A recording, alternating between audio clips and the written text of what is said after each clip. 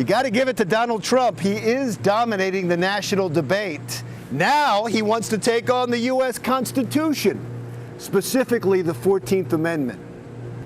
An amendment that doesn't get talked about a lot, but has been at the core of some of the most important and controversial rulings and issues in our country's history. The amendment was used to overturn the Dred Scott decision, giving citizenship and equal protection to recently freed slaves.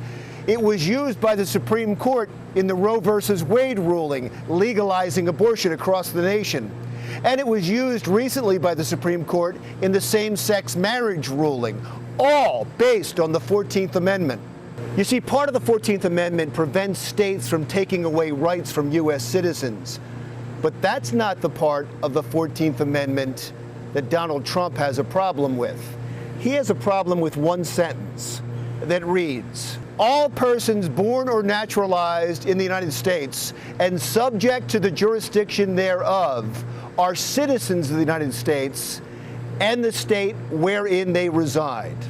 So it's pretty clear that if you were born in the United States, you're a citizen here.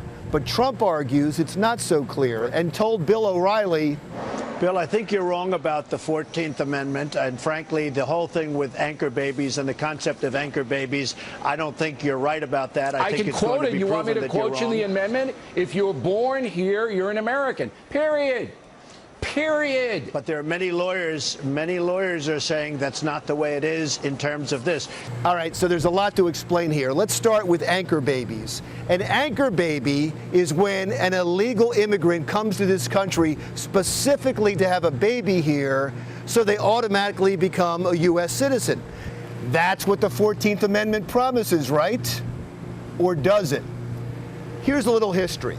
The 14th Amendment was ratified in 1868 and was really just the North imposing its will on the defeated South. The line that Donald Trump has a problem with was there to grant freed slaves citizenship. But does the amendment extend beyond freed slaves? Most would say yes, but the Supreme Court has ruled no. John Elk, a Native American born on a reservation, moved to Omaha, Nebraska, and claimed citizenship under the 14th Amendment. The Supreme Court ruled, no, you can't do that.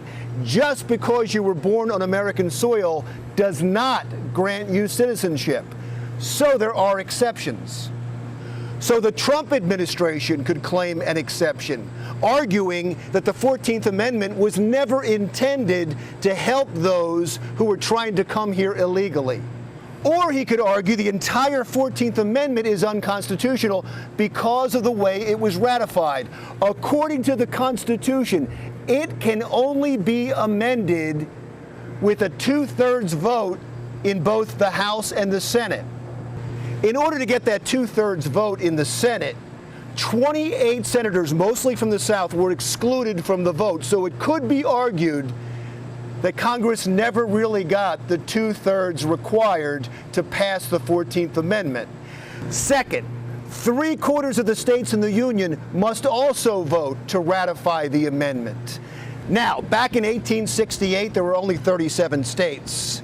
And on the first vote, 15 states rejected the proposed amendment, far short of the 3/4. So the North just imposed its will on the South and replaced the legislators. It could be argued that second vote was invalid, and therefore the Second Amendment was never ratified.